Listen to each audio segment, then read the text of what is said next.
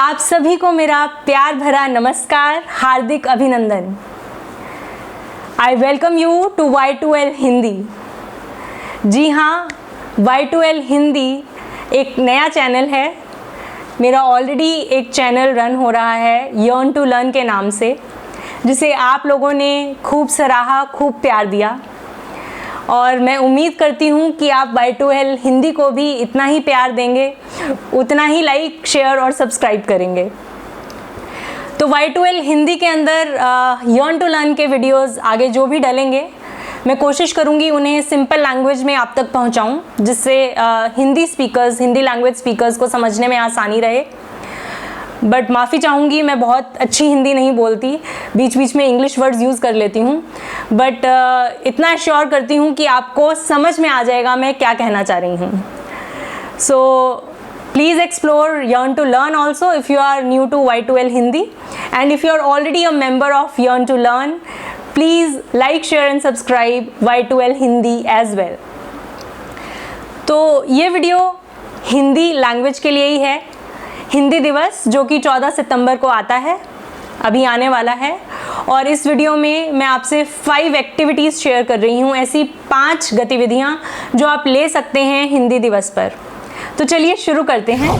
पहली एक्टिविटी है विज्ञापन प्रस्तुतिकरण, जिसे आप एडवर्टीजमेंट प्रेजेंटेशन कह सकते हैं।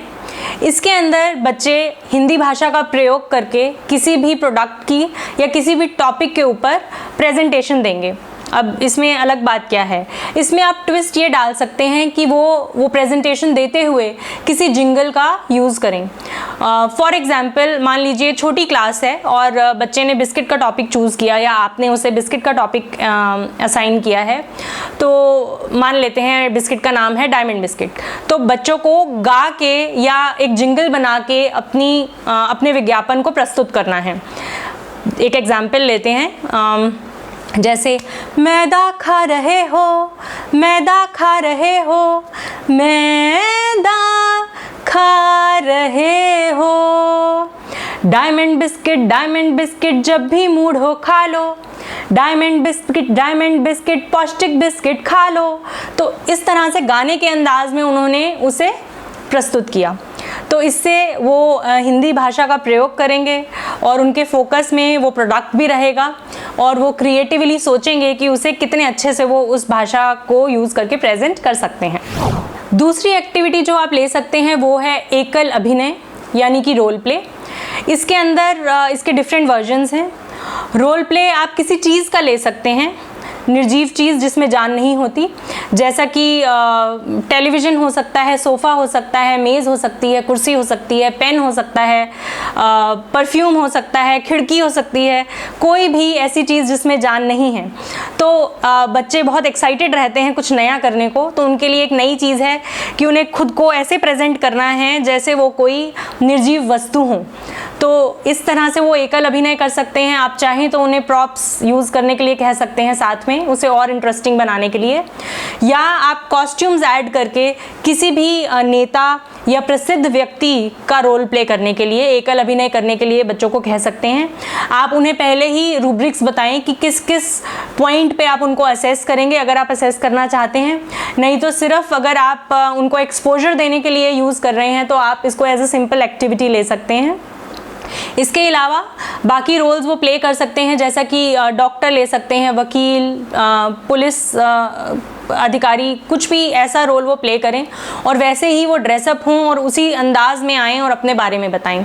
अगेन यहाँ पे बच्चों की क्रिएटिव थिंकिंग बहुत डेवलप होगी और जब वो बोलेंगे, क्योंकि वो उसी भाषा का उपयोग करेंगे, तो उनका जो एक्सपोजर है उनकी मातृभाषा के लिए, हिंदी भाषा के लिए, बहुत अच्छा रहेगा।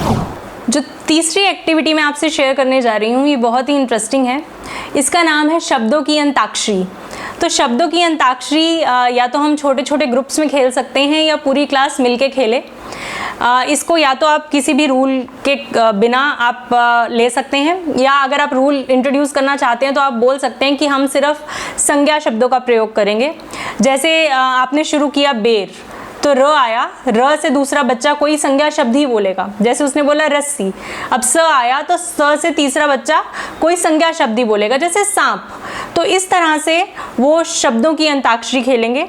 तो आप इसे संज्ञा शब्द ले सकते हैं, आप विशेषण ले सकते हैं, जैसे किसी ने बोला आरामदायक, क आया, क से कच्चा, च आया, च से चमकीला, तो आपने यहाँ पे सिर्फ विशेषण शब्दों का प्रयोग किया।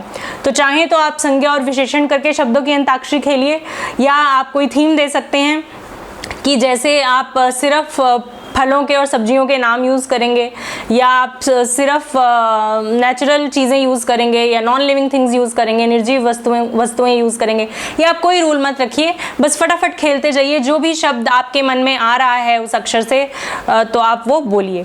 तो बच्चे बहुत इन्जॉय करते हैं शब्दों की अंताक्षरी। आप ट्राई कीजिए और मुझे कमेंट बॉक्स में बताइए कि आपने ये एक्टिविटी ली तो कैसा रिस्पॉन्स रहा।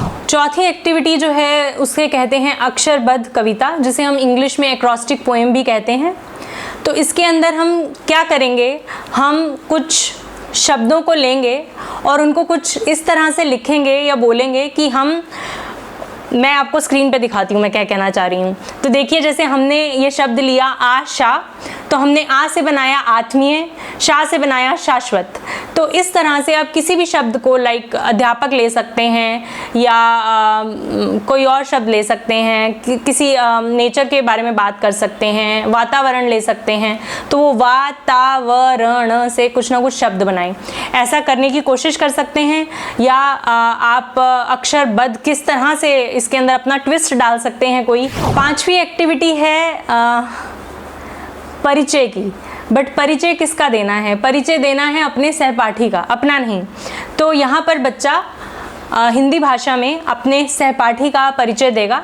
इससे ना सिर्फ लैंग्वेज स्किल्स डेवलप होंगे, बल्कि बच्चे के जो रिलेशन हैं अपने पीयर्स के साथ वो भी ज़्यादा स्ट्रॉन्ग होंगे और एक एक्साइटमेंट रहेगा बच्चे में। यूजुअली हम बच्चों को कहते हैं अपना परिचय दो, तो यहाँ पे उसे अपने सहपाठी का, अपने दोस्त का, या अपने साथ उठने बैठने वाले बच्चे का आपको परिचय देना है। तो बहुत हटके एक्टिविटी रहती है और बच्चों का जो एक्साइटमेंट लेवल है, एंथुजियाज्म लेवल है, इसमें बहुत हाई रहता है। तो आप इनमें से कोई भी एक्टिविटी ले सकते हैं, सभी ले सकते हैं, क्लास वाइज डिवाइड कर सकते हैं और अपनी ही क्रिएटिविटी डाल के कुछ और अच्छा कर सकते हैं। आपके पास और आइडियाज़ हैं तो प्लीज़ कमेंट बॉक्स में लिखें, ताकि ज़्यादा से ज़्यादा हिंदी के अध्यापक उसे पढ़ें और उन्हें इससे फ़ायदा हो।